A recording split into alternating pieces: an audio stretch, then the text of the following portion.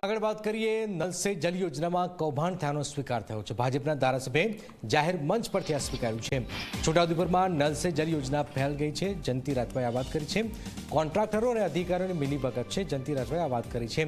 આપણી બેદરકારીથી નર્મદાનું પાણી સમ સુધી ન પહોંચ્યું, ફરી પૈસા વેડફાઈ ન જાય તેનું ધ્યાન રાખવાનું પણ સૂચન કરાયું છે।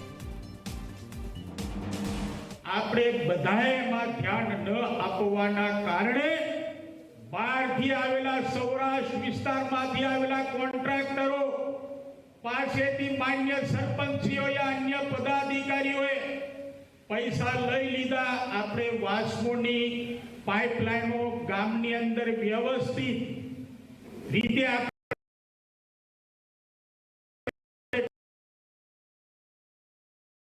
કામ કારણે નર્મદાનું પાણી હેડ વર્ક્સ અને સુધી લાવવાનું રાજ્ય સરકારે કર્યું છે। મોટર દ્વારા ટાંકીમાંથી જે ગામમાં લઈ જવાનું એ પાઇપલાઇનનો આપણે વ્યવસ્થિત દેખરેખ રાખવાના ન કારણે આપણે બધા નિષ્ફળ ગયા છે।